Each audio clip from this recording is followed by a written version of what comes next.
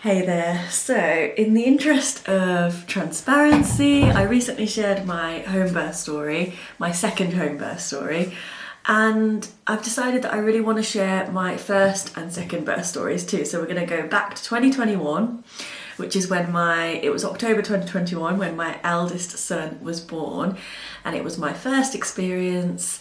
And honestly, if I'm totally honest, my instincts were driving me towards having a home birth. I was reading my hypnobirthing book by Catherine Graves. I was like, my instincts were going that direction. But I think being a first-time mom and not trusting myself, trusting my gut, I decided to not do that. I also got diagnosed with gestational diabetes. However, I really genuinely have a feeling I did the test wrong, because I don't think I actually fasted the amount of time that you were supposed to. And I'm not sure how accurate those tests were, but nevertheless, I did get diagnosed, and I managed to manage all of my readings just with diet. Like, as long as I was eating the right thing, my numbers were never exceeding, so I didn't need to take any insulin or anything like that. It wasn't major. I had growth scans throughout the pregnancy, and baby was measuring normal, so there was no like concern with the gestational diabetes. So I was sort of low risk with a bit of high risk in regards to, like, I was allowed to be in the midwife-led unit. In the UK we have like the midwife-led unit, and then you have like the delivery area, which is a bit more medical. I was able to be in the midwife-led unit, but they just said that I need to check my sugars every now and then. So I agreed to do that. Anyway, nevertheless, even though I was low risk and my growth scans weren't showing anything alarming, I was nearing up to my due date, which was a Thursday, and I was already getting phone calls like pushing me to get my induction booked in. They said, look, okay, let's get your induction booked in for Friday, which was literally the day after my due date. And I remember feeling like, oh no, I just want to give it a chance. Can I have the induction booked for Monday? So I managed to get it booked for the Monday, and so that meant that Friday, Saturday, Sunday, that weekend, I was just stressed. I was doing everything under the sun naturally to induce labour. By the Sunday, the last thing that we hadn't tried was a spoonful of castor oil. I would not recommend this at all, and I would like to put a disclaimer out there. If you're watching this story, it is positive. I have no I have regrets. There's things that I would change looking back, and there were negative things that happened, like interventions and things like that, but I got through it with my hypnobirthing, positively with my husband. But yeah, if you don't want to watch a story that includes like interventions and a bit of stress in the environment, especially in the hospital, then yeah, this probably isn't the best video for you. But if you just want a really realistic birth story, then yeah, this is what happened to me. So yeah, I took the castor oil, and yes, it did its job. My contractions started in full swing, but I genuinely do feel I pushed my body into labour when I shouldn't have. It was like having an induction, really, because I was putting my body under that pressure of having the castor oil, when really I just needed to just let nature take its course. The first baby can often take time, can take a bit longer, and obviously my body was just not ready to give birth to my baby boy, but I'd forced it into it. And the reason I did that is because I had the induction booked for Monday, and I thought, well, at least naturally inducing my labour is going to be better than having oxytocin, which is like really artificial contractions, which I'd read and learned are really intense. Oh, baby's crying, so I've got to carry this on in a minute. She does that sometimes, actually. She'll make a really loud shriek, but then I'll go to her and then she's just fast asleep. I think she's just like, I don't know. Right, so yeah, I'd had the castor oil, things were in full swing. To be honest, it was quite intense, and we didn't know, like, it was like when we were timing it, they were quite close together, the contractions. So we called them up and they said to take some paracetamol for the pain. That was the worst thing that I could have done. By the way, timing wise, we're at about 4 p.m. on Sunday now. And I took the paracetamol, and because of that, to be honest, I'm not really good with paracetamol anyway, and I just threw up. And so that meant I hadn't eaten, basically, because anything I'd eaten that day was gone. So probably my stomach was probably empty. Obviously couldn't eat because I was just having regular contractions now, intense contractions. So I haven't slept obviously since Saturday night, woken up Sunday morning. had the paracetamol, that wasn't working, just carried on for a little bit, called them up again and said, okay, just come in. Obviously, in hindsight now, I've learned that, well, first of all, I shouldn't have even pushed my body to be in labour. And second of all, it would have been better for me to stay home for much, much, much longer. When I got to triage and they examined me, I wasn't dilated, but she said my cervix was effacing, thinning quite quickly. And then, this is my biggest regret in that moment, because I was having regular contractions. I didn't need to get labour kicking in because it already started.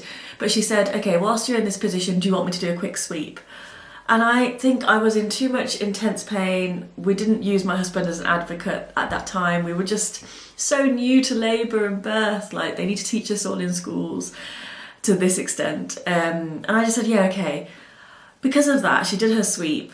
I don't know for what reason though, because I had contractions going on. And then it caused me to bleed. And because of that, she was like, right, because of the bleeding, I am going to have to send you to the delivery suite. You can't go to the midwife-led unit. And I was like, oh my gosh, I really want I want the birthing pool. Is there a birthing pool there? I remember her saying, oh, one of the rooms might have a bath. And I held on to that, but I never saw that bath. We went through, and it was honestly just a series of unfortunate events from then on. We went through, I remember being in the wheelchair and just trying to get through these contractions. And they were trying to find me a room. They found me a room. She was setting me up, the midwife, to all these different machines, which I didn't know what they were for. No one had checked the bleeding, which I think had probably stopped at this point anyway. I was never given an explanation about the bleeding or what wanted to be checked. I remember she was trying to put something into my arm. I don't know if it was fluids, I can't remember. I don't think either of us even asked what it was. And she couldn't, and then loads of different people had to keep coming, and eventually a doctor came to find my vein and get that in. And that was really stressful, and that must have delayed my dilation. And even though I think the difficult part is that even though my dilation was being delayed, the intensity of the contractions was the same and as regular as always. The contractions don't stop. Although weirdly, in some of my home births, the contractions have just stopped, which is quite nice actually, because it's okay, we're pausing for a minute. But with this, it was dilation wasn't occurring, I think, I don't know. But the pain was still there, the contractions were still there, the surges. And then they finally got me hooked up to those machines, and I was like, I need the toilet. And I remember the look on the midwife's face. She was like, oh, ladies don't normally need the toilet when they're in labour. I was like, okay, well, I need the toilet. I need to go to the toilet. And I did have a wee. I needed a wee. And there was no toilet in the room. So I had to walk out of the room into a place. And I remember it was such a faff getting me into the toilet. Did my toilet, came out. And I think about 10-15 minutes later, I needed it again. And she was annoyed with me, the midwife, you could tell. And so then I think she was trying to search for another room, and I think they did just move me to another room, which was again more strain and stress that was delaying the natural process. And they took me to another room, really medical, bright lit room. I was, stuck to the bed, the machine that they wanted to have regular fetal monitoring of the baby. Again, I don't even know for what reason at this point, because the bleeding of that sweep had stopped by now. So I don't know what the reason was for fetal monitoring. I think it was just all part of their system and their routine of what they needed to do. And I didn't have a say. Although I did have a say, but I didn't use my say because I was already going through so much, and my husband should have been my advocate, but we didn't know at that time. It was just trusting the system, really. There was no toilet in that room, and I needed a toilet often. In the end, I had to go to the toilet from there, and this time it was a long walk along a corridor, my open back gown on, people, so many doctors around and different people. It was just so stressful, and in the end, I needed a toilet regularly, so they brought me a toilet seat thing, what you use when you're older, which was next to the bed, and then that meant I was just literally using the toilet in front of the people around me in the room, because we were never alone in that room. There was always at least one person there. So that was really difficult, and I think that just took away my feeling of safety, that the feeling of safety that you need, the feeling of privacy that you need for labour to progress, for dilation to progress, for you to birth your baby feeling safe and comfortable. I didn't have that at all in the hospital. So yeah, there was no real moments of peace really. Like we couldn't even set about lights. There was no chance to set about lights. I remember at one point we tried to just put some aromatherapy, which is rubbing it on my neck. And the lady had an issue with that. She said, oh, we're not sure if that's allowed. We wanted to put like our diffuser. It's not like, with the sticks, a diffuser. I think it was like a clary sage or lavender one. Oh, she said, oh, it's against the policy just in case it impacts the other patients on the ward. So I wasn't even allowed to use my aromatherapy. We finally got some of my hypnobirthing tracks on, but the lights were always bright. I don't remember if we asked about the lights being dimmed down. I can't remember. But I imagine it would have been an issue because they were regularly like doing different things. Anyway, the biggest stress at this point was the monitoring of the baby, which meant that I was stuck on the bed. I could stand up next to the bed just about, but it was so uncomfortable and it kept slipping off. And the midwife was really annoyed because then that meant that it showed the birth rate of the baby being disrupted or going down. So, but I kept saying, well, it's because it's coming off. I can't keep it on. I need to lean forward to get through the contraction. Because at this point I was just breathing, using my hypnobirthing techniques, breathing and getting through, and it was intense. And then I think they checked me that morning and I think I was 4 centimetres dilated. But I remember them being so like disappointed in me, like, oh, you're just 4 centimetres dilated. By 12 o'clock, we've got to check you again. You've got to be at that point. But actually, overnight, to get to that point, looking back, was brilliant. But I wasn't made to feel that way. And so from that point onwards, it was just, I was stuck at that 4 centimetres for ages. So check me again at 12. Again, lots of stress with the fetal monitoring, the toilet in front of everyone. They checked me and they said, look, it's not changing. The best thing for us to do is to give you the oxytocin to speed things up. Now, when they gave me this oxytocin, the contractions went from this to this. It was insane. And crazily, I think for an hour or two, I carried on with the breathing. Somehow, I remember it was just crazy because I was stuck on the bed. I wasn't able to use gravity. No one really recommended for me to turn around and try some different positions. The midwife that I had was disappointing, that one anyway. There was another one later who was much better, but I didn't feel supported. I remember at one point the band was coming off, the fetal monitoring band, and she pushed it into my stomach during the contraction. And I remember feeling like she was making the contraction way worse. For her system to, why does my baby's heartbeat need to be constantly tracked? Especially because there was no reason for my baby's heartbeat to be constantly tracked. I had a bleed from the sweep. That blood had stopped long time ago. It could have been anything from the cervix, we don't know. I was never told. It was never really checked into. So that went on, and then because the readings were showing, drops in his heart rate, they wanted to do the head prick test. I refused it at first, and then then there were more there was a doctor. She came and she really just she said, look, you're going to be putting your baby at risk not having this. We need to check his oxygen levels. So I allowed them to do that one check, and it was awful. I had to open my legs, and I'm still trying to get through the contractions. They're putting their prick in, and I've since looked at what that prick is, and it's literally like a screw going into the baby's head. And yeah, his heart rate was, oxygen was absolutely fine. I remember the contractions were getting too much at this point. I'm trying to say the story as quickly as I can because there were so many different things that went on. And this is obviously from my memory from now, but I tried the gas and air. I did gas and air for a little bit, but I didn't like it. It made me feel sick. The pain was too much at this point and I was exhausted. So I'd been up all Sunday. We're halfway through Monday now. I hadn't eaten anything. I wasn't allowed to eat anything, which is ridiculous. I think that we should be able to eat and get some energy. And so I asked for the epidural because it was just getting too much. The pain was too much. I couldn't, and I needed rest as well. So at this point, it was the only option for me. I think we were probably halfway into the afternoon now, maybe 2-3 p.m. Had the epidural. I'd been checked for dilation a couple of times. The progress was slow. I don't remember the exact figures. With the oxytocin, it increased, so my dilation did happen, but at the expense of my baby Noah. His heart rate was getting a little bit funny with the epidural. Sorry, not with the epidural, with the artificial oxytocin. So they did like decrease it at some points just to like manage it. But his heart rate was starting to get a bit funny at times, so you could tell that he was struggling in there with the intensity of the contractions. Had the epidural. I remember I had a period of like, I don't know, 15-20 minutes of rest, but then they wanted to do the head prick test again because his readings were not good. And I remember like I had to lift my legs because I'd had the epidural, so I couldn't move them, and like check and do. And I think at that point when they did that prick test, which came back fine, so he had 2 prick tests on his head. They also checked my dilation. I think I was at like 8 centimetres or something like that at that point. And so, yeah, just carried on with the epidural, with the oxytocin. And then I think at some point it was hitting like 4 p.m, 5 p.m.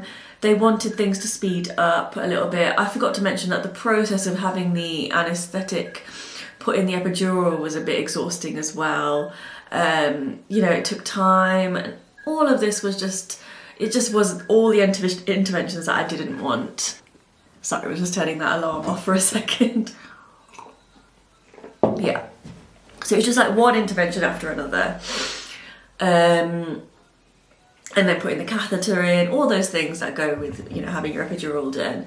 No gravity was being able to be used, but I needed it at that point. And so, what else? So at this point, like the heart rate wasn't doing really well, and this is when conversations started about C-section. Obviously I didn't want that. I wanted to wait as long as we could, but they said, look, the doctor came in, gave his advice. He said, look, you've had a long labour. The gestational diabetes poses a risk. Although looking back, I was like, well, he's never shown big growth, like on growth scans or anything, but I just nodded along, and I said okay. But I was hopeful because I was still waiting to be able to have my C-section. I was hoping in that time I could reach to 10 centimetres and naturally push out my baby. And I remember they checked me and I was stuck at like the 9.5. The guy was like saying he could see a little bit of my cervix, so it wasn't safe. But I remember weirdly having an urge to push, even through the epidural. I was like, oh, I feel this urge to push. So I think he was probably bearing down at that point. But like no one really listened to me, or they told me not to push.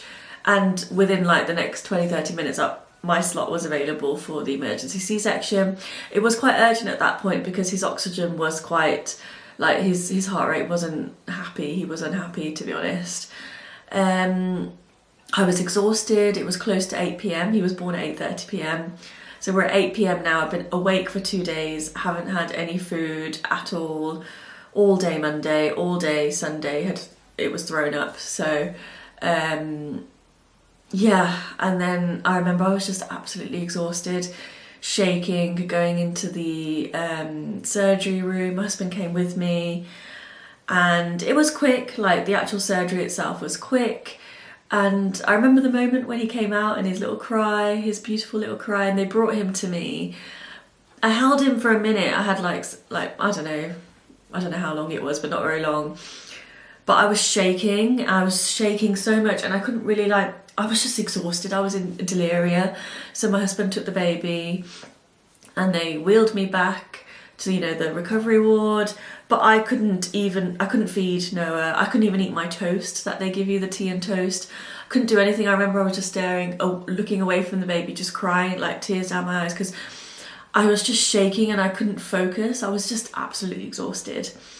And then, they dropped me off to like the postnatal ward, and my husband could only stay for a little bit and he had to go because of the COVID rules at that time. So I was left with my baby, my C-section wound.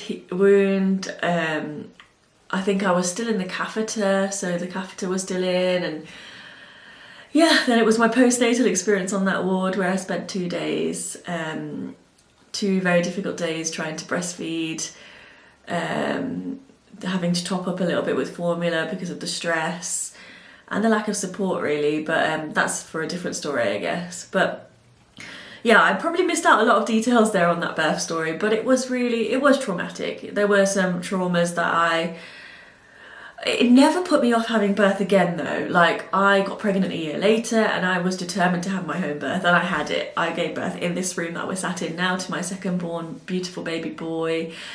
And then another 2 years later, I've had my home birth just 2 weeks ago with my daughter.